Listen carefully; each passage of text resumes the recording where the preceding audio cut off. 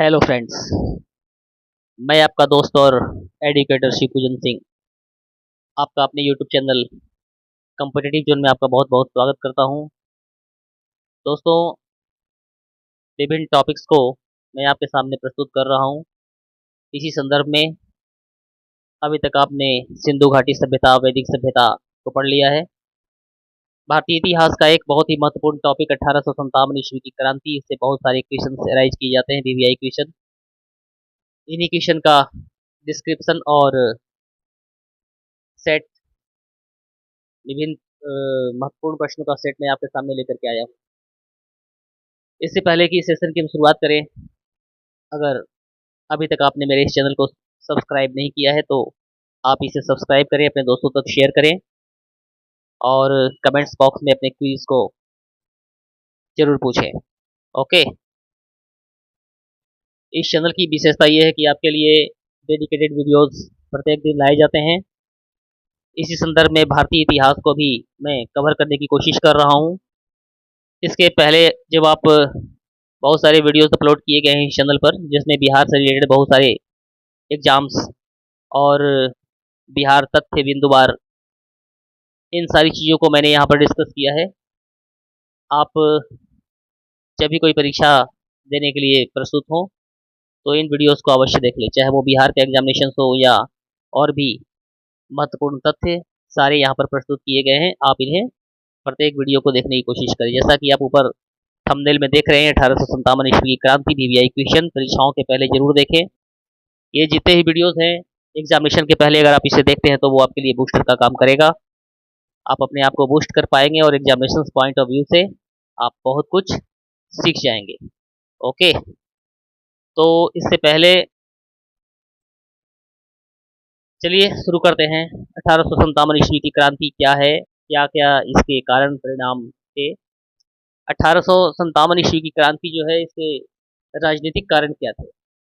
East India company द्वारा doctrine of lapse जो लागू किया गया था, सबसे पहली बार डॉक्ट्रिन ऑफ लैप्स की नीति लागू करना। इसके तहत जिन रियासतों के उत्तराधिकारी नहीं थे उन्हें अंग्रेजों ने हड़प लिया था। ये एक तत्कालीन कारण था 1857 ईस्वी की क्रांति का। झांसी की रानी लक्ष्मीबाई, नाना साहब, बाजीराव द्वितीय जैसे राजाओं के अधिकार छीन लिए गए थे या उनके अधिकार को छीनने की कोशिश की जा रही थी। दूसरा कारण था आर्थिक कारण। भारतीय कारीगरों और किसानों का शोषण होता था। भारी लगान टैक्स वसूले जाते थे। देशी उद्योगों का विनाश और अंग्रेजी माल का प्रचार किया जाता था, जिससे भारतीयों में, कामगारों में संतोष का भावना जागृत हो गया था। सामाजिक और धार्मिक कारण जो थे उसमें सती प्रथा का अंत, बाल विवाह आदि पर रोक लगाने का प्रयास। भले ही ये कार्यक्रम अंग्रेजों के द्वारा सुधारात्मक थे, परंतु लोगों ने इन्हें धार्मिक हस्तक्षेप माना था। उन्हें ऐसा लगता था कि अंग्रेज जो है वो उनके रीति रिवाजों पर प्रहार कर रहे हैं और वे जो थे इसका विरोध करने का मन बना लिए थे। ईसाई धर्म प्रचारकों का बढ़ावा और हिंदू मुस्लिम रीति रिवाजों में दखल इन्हें पसंद नहीं थे भारतीयों को। ये भी 1857 ईस्वी की क्रांति का एक तत्कालीन कारण बना था। ओके,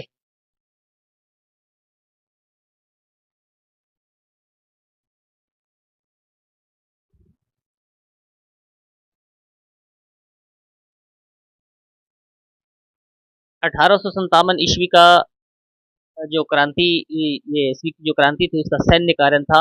भारतीय सिपाहियों को अंग्रेज अधिकारियों से कम वेतन मिलता था। ओके, इनके वेतन और पोस्ट जो थे ये भी कम थे। ऊंची जाति के सैनिकों को अपनी धार्मिक पहचान बनाए रखने में बाधाएं दी जाती थी। ओके, तो ये सब ऐसे कारण थे जो कि द सिपोई म्यूटिनी ऑफ 1857, जिसे भारतीय भारत का जन विद्रोह कहा जाता है और सिपाही विद्रोह की संज्ञा इसे दी जाती है, ये सब इससे तत्कालीन कारण बने थे। विद्रोह के तत्कालीन जो कारण थे, इमीडिएट काउज, उसमें था एनफील्ड राइफल के कारतूसों में, जो एनफील्ड राइफल थे इनके जो कारतूस थे, इनमें गाय और सुअर की चर्बी लगी होने की वजह से, मतलब कि ऐसी अफवाह फैल गई थी। इन कारतूसों को दांतों से काटना पड़ता था, जिससे हिंदू और मुस्लिम दोनों आहत हुए थे। सबसे पहले 29 मार्च 1857 ईस्वी को मंगल पांडे ने बैरकपुर पश्चिम बंगाल में अंग्रेज अधिकारी पर गोली चला दी थी और इस तरह से ये क्रांति जो है वो स्प्रेड हो गया। मेरठ में सिपाहियों ने विद्रोह का बिगुल फूका। दिल्ली में बहादुर शाह जफर को सम्राट घोषित किया गया। झांसी में रानी लक्ष्मीबाई नेतृत्व कर रही थी। कानपुर में नाना साहब और तात्या टोपे नेतृत्व कर रहे थे। आगरा में बेगम हजरत महल नेतृत्व कर रही थी। बिहार में बाबू वीर कुंवर सिंह नेतृत्व कर रहे थे। रोहतक और हरियाणा में राव तुलाराम इस क्रांति के सूत्रधार थे। विद्रोह की सफलता के कारण थे इनका नेतृत्व जो था, विद्रोह का नेतृत्व वो असंगठित था। कोई स्पष्ट योजना या नेतृत्व नहीं था। देश के दक्षिण और पंजाब जैसे क्षेत्रों ने इसे भाग नहीं लिया था। कहा जाता है कि जो पंजाब है वो और दक्षिण भारत के राज्य जो थे इसमें शामिल नहीं थे। अंग्रेजों के पास बेहतर तकनीक और संसाधन थे, जिस वजह से ये क्रांति जो है वो असफल हो गई। क्रांति का महत्व ये है कि यह भारतीय जनता को अंग्रेजों के खिलाफ पहली संगठित आवाज थी। भारतीय जनता की अंग्रेजों को एहसास हुआ कि अब भारतीयों को अनदेखा करना मुश्किल है। इसके बाद ब्रिटिश सरकार ने ईस्ट इंडिया कंपनी का शासन समाप्त कर सीधे ब्रिटिश सरकार के अधीन भारत को कर दिया और भारत सरकार अधिनियम 1858 के द्वारा जो कंपनी के द्वारा भारत में शासन किया जाता था, ये शासन समाप्त करके इसे सीधे अंग्रेजों ने अपने हाथ में ले लिया। ओके, महत्वपूर्ण तिथियां ये है कि 29 मार्च 1857 को मंगल पांडे का विद्रोह हुआ। 10 मई 1857 मेरठ में विद्रोह की शुरुआत हुई। ओके, 8 जुलाई 1858 क्रांति का औपचारिक अंत घोषित कर दिया गया। निष्कर्ष ये है कि 1857 की क्रांति भले ही सफल न हुई हो, लेकिन इसने स्वतंत्रता संग्राम की नींव रखी।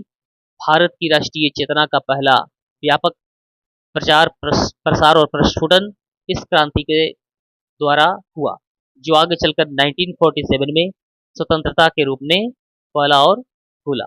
ओके, तो ये थे कुछ कारण 1857 ईस्वी के क्रांति के, और जिसे शॉर्ट में मैंने आपके सामने डिस्कस किया।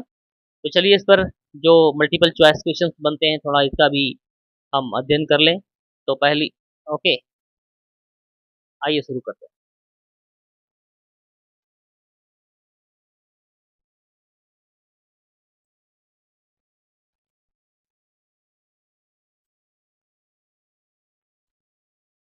अठारह ईस्वी की क्रांति की शुरुआत कहाँ से हुई थी?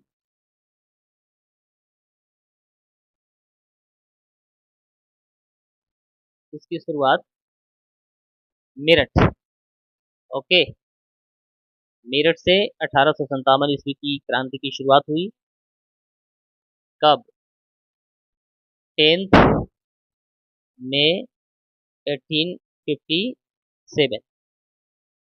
10 मई 1857 ईस्वी को मेरठ से इस क्रांति की शुरुआत हुई थी। सैनिकों ने ब्रिटिश अधिकारियों के खिलाफ विद्रोह किया था। ओके, नेक्स्ट, 1857 ईस्वी की क्रांति का प्रमुख कारण क्या था? आर्थिक असंतोष, सामाजिक असंतोष, कारतूस की अफवाह, अंग्रेजों की नीति। कारतूस का अफवाह, जिसमें तत्कालीन एनफील्ड राइफल थे, ऐसा अफवाह फैला था कि इसमें जो कारतूस भरे जाते थे इसमें गाय और सुअर की चर्बी है, जिससे दोनों पक्ष यानी कि हिंदू और मुसलमान जो दोनों धर्मों के लोग थे, सिपाही थे, ये नाराज हो गए। उन्हें ऐसा लगा कि वो उन्हें ईसाई धर्म में कन्वर्ट किया जा रहा है, उनके धर्म को बर्बाद किया जा रहा है। अतः कारतूस की अफवाह जो है वो कारण था जिससे उन्हें ऐसा लगा कि इनडायरेक्ट रूप में ये भी कह सकते हैं कि एक धार्मिक कारण था, क्योंकि ऐसा हिंदू और मुसलमान जो दोनों सिपाही थे उन्हें ऐसा लगता था कि उनकी धार्मिक भावनाएं आहत हो रही हैं, उन्हें पथभ्रष्ट किया जा रहा है, तो ये बहुत बड़ा कारण बना था। ओके, 1857 ईस्वी की क्रांति को किसने भारत का प्रथम स्वतंत्रता संग्राम कहा? ये हैं वीर सावरकर। वीर सावरकर ने 1857 ईस्वी की क्रांति को भारत का प्रथम स्वतंत्रता संग्राम कहा, जबकि लॉर्ड कैनिंग लॉर्ड कैनिंग जो उस समय के तत्कालीन भारतीय गवर्नर जनरल थे, इन्होंने कहा कि नहीं, ये विद्रोह जो है वो सिर्फ एक ये जन विद्रोह नहीं बल्कि एक सिपाहियों का विद्रोह है, जबकि वीर सावरकर जैसे विद्वानों का ये मत है कि ये सिर्फ एक सिपाहियों का विद्रोह नहीं बल्कि जन भावनाओं के आहत होने से सरकारी सरकार के विरुद्ध, कंपनी के विरुद्ध, अंग्रेजों के विरुद्ध ये भारतीयों का व्यापक जन आंदोलन था। ओके। 1857 ईस्वी की क्रांति में दिल्ली के बादशाह कौन बनाए गए? ये हैं बहादुर शाह जफर। ओके। बाद में इन्हें अंग्रेजों ने पकड़ करके और निर्वासित कर दिया गया, इन्हें रंगून भेज दिया गया। बाद में इनकी मृत्यु रंगून में हो जाती है। बर्मा, रंगून कहाँ है? ये वर्मा में है। ओके। झांसी की रानी लक्ष्मीबाई की मृत्यु कहाँ हुई थी? इनकी मृत्यु झांसी में हुई थी। ओके। बहुत ही दमदार तरीके से युद्ध को करते हुए ये वीरगति को प्राप्त हुई थी, अंग्रेजों के दांत खट्टे किए थे। बहुत ही बीवीआई क्वेश्चंस के सेट यहाँ पर मैंने आपके सामने लाया, आपके लिए लाया हूँ, और आई होप कि आपको ये सेशन बहुत ही अच्छा लग रहा होगा, आप इसे बहुत ही इंजॉय कर रहे होंगे। और सबसे बड़ी बात कि जब आप इस पूरे वीडियोस को देखने के बाद जब एग्जामिनेशन में बैठेंगे तो आपको 1857 ईस्वी के विद्रोह से रिलेटेड कोई भी क्वेश्चन छूटेगा नहीं। ओके, तो इसे पढ़ते चलें सिलसिलेवार तरीके से। जो पहले मैंने डिस्क्रिप्शन दिया है उसे भी आप बार बार सुनेंगे वीडियोस को पॉज करके, और उसके बाद जो एमसीक्यूज इससे बन रहे हैं वो भी मैं आपके सामने डिस्कस कर रहा हूँ। संभावित क्वेश्चंस ये हैं, और इनकी गहराई थोड़ी ज़्यादा है, थोड़े से डेप्थ से ये क्वेश्चन लिए गए हैं। ओके, तो चलिए चलते हैं आगे। नाना साहब का वास्तविक नाम? गोंदू पंत। इनका नाम, नाना साहब का वास्तविक नाम गोंदू पंत था। गोंदू पंत। ओके। तात्या टोपे किस राज्य से संबंधित थे? ये महाराष्ट्र राज्य से संबंधित है तात्या टोपे। 1857 ईस्वी की क्रांति के समय भारत का गवर्नर जनरल कौन था? ये है लॉर्ड कैनिंग, गवर्नर जनरल, जिसे 1858 ईस्वी के भारत अधिनियम के द्वारा लॉर्ड कैनिंग को बाद में फिर जो है वो भारत का वायसराय बना दिया जाता है। 1858 ईस्वी के पहले तक भारत में गवर्नर जनरल के पोस्ट हुआ करते थे। बाद में जो है गवर्नर जनरल पोस्ट को खत्म करके और वायसराय का पोस्ट जो है वो क्रिएट कर दिया गया ब्रिटिश क्राउन के अंतर्गत। तो इस तरह से ये कह सकते हैं कि भारत का सबसे अंतिम गवर्नर जनरल कौन है? तो ये लॉर्ड कैनिंग है, और भारत का प्रथम वायसराय भी लॉर्ड कैनिंग ही है। इस तथ्य को आप ध्यान रखेंगे, गवर्नर जनरल और वायसराय दोनों तथ्य यहाँ से क्लियर।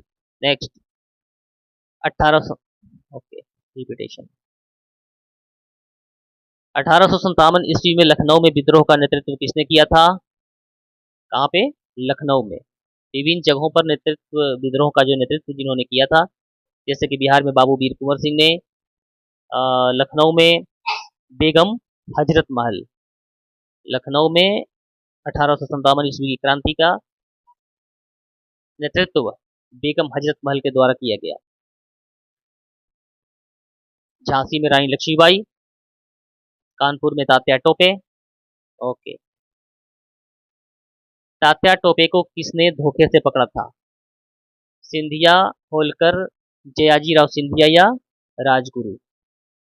राजगुरु तो खैर बाद की चीज है, ये तो जयाजीराव सिंधिया, इसने धोखे से तात्या टोपे को पकड़ लिया गया, पकड़ करके और अंग्रेजों को सुपुर्द कर दिया गया था, सुपुर्द कर दिया था इसने। बाद में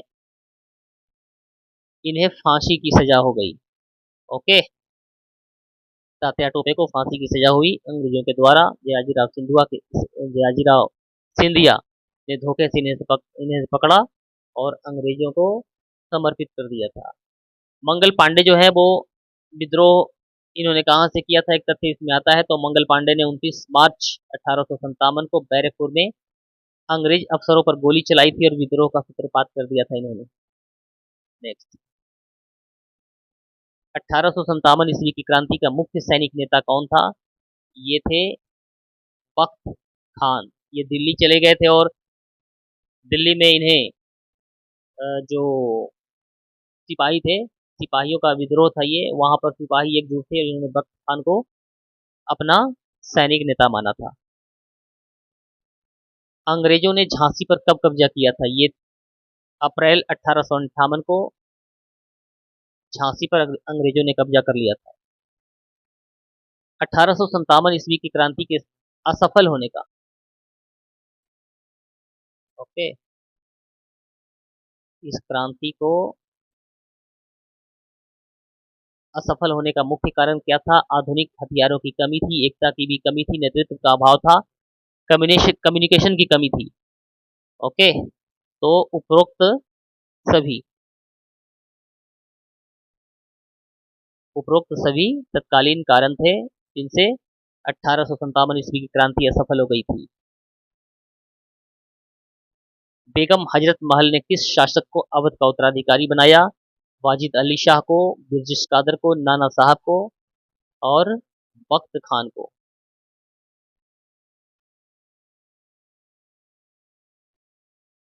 तो इन्होंने अपने पुत्र बिरजिश कादर को अवध का उत्तराधिकारी बनाया, बेगम हजरत महल ने।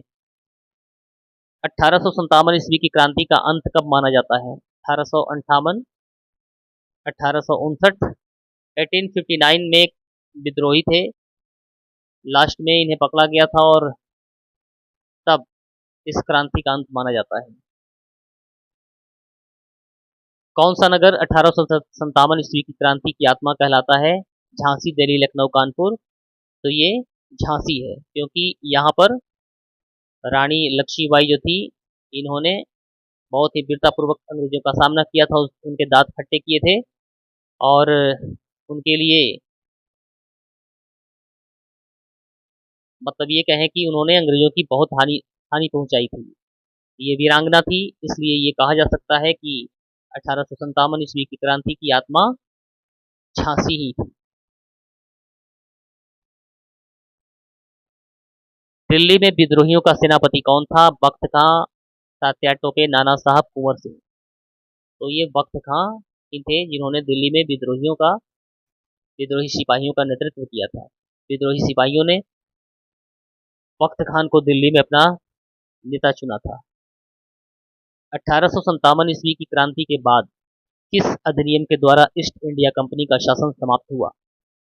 भारत सरकार अधिनियम 1857।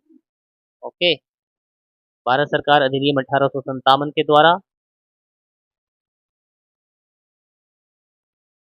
भारत में ईस्ट इंडिया कंपनी का शासन समाप्त हुआ और भारत का जो शासन था ये डायरेक्ट रानी के हाथों में चला गया, यानी कि ब्रिटिश क्राउन के अंतर्गत चला गया।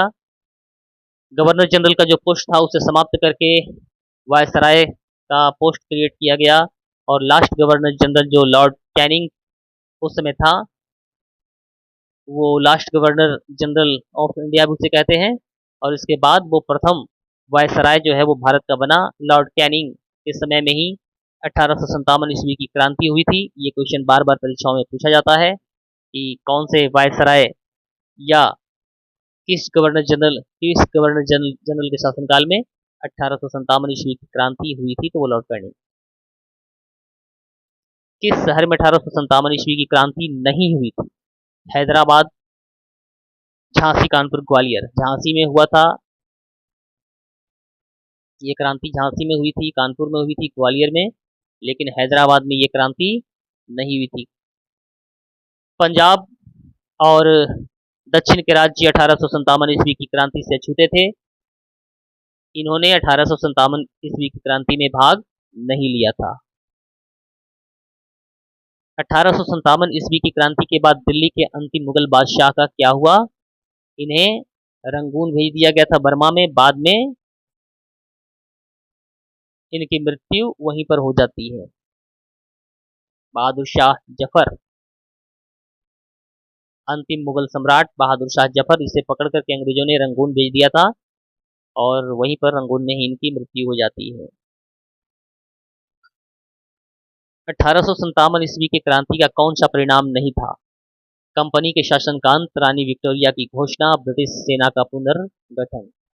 ये भी हुआ था, कंपनी के शासनकांत हो गया था, विक्टोरिया की घोषणा हुई थी, ब्रिटिश सेना का पुनर्गठन भी किया गया था, लेकिन भारतीयों को स्वतंत्रता नहीं मिली थी। हाँ, ये जरूर है कि 1857 ईस्वी की क्रांति ने एक विप्लव का काम किया था और लोगों में एजिटेशन की भावना जो है वो जाग गई थी, और आने वाले दिनों में मतलब विद्रोह की शुरुआत एक तरह से ये कहें कि उस दिन से होना शुरू हो गया था, और लोगों को ऐसा लगने लगा था कि नहीं, अब हमें आज़ाद होना है।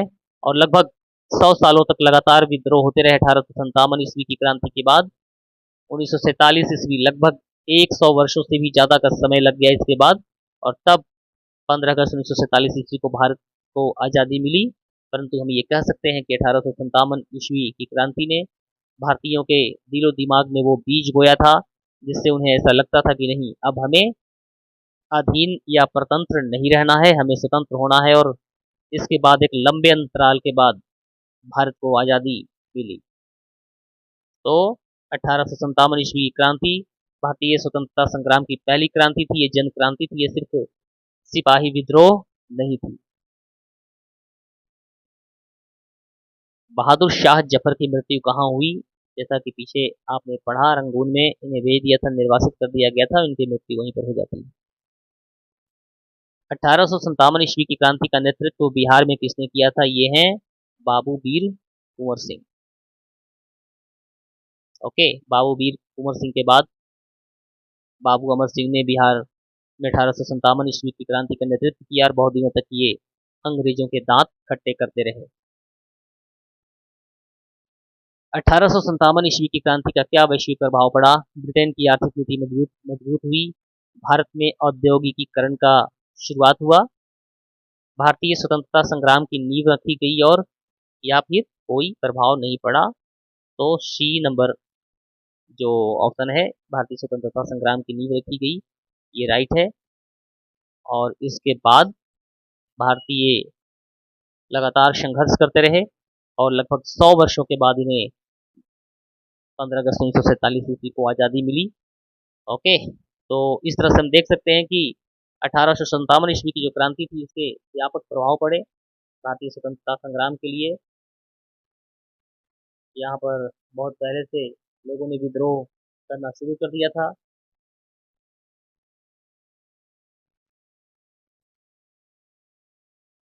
1857 ईस्वी की क्रांति की बात करें और रानी लक्ष्मीबाई की बात करते हैं, तो एक तथ्य सामने आता है कि 1857 के विद्रोह में झांसी की रानी लक्ष्मीबाई का नारा क्या था? इनका नारा ये था, इनका संकल्प ये था कि मैं अपनी झांसी नहीं दूंगी। ओके,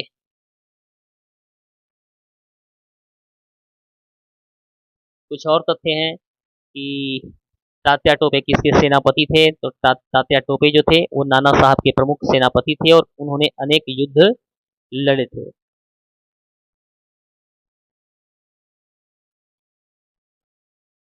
ओके, अंग्रेजों ने 1857 ईस्वी की क्रांति के बाद किस नीति को अपनाया था?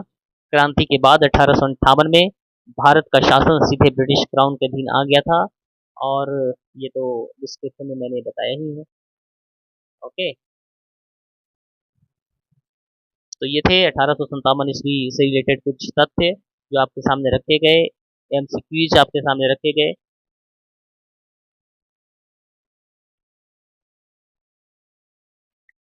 ओके, तो दोस्तों, आपने अभी बड़े ही महत्वपूर्ण क्वेश्चंस का सीरीज यहाँ पे आपने देखा, जो कि परीक्षाओं के लिए बड़े ही उपयोगी है और महत्वपूर्ण है।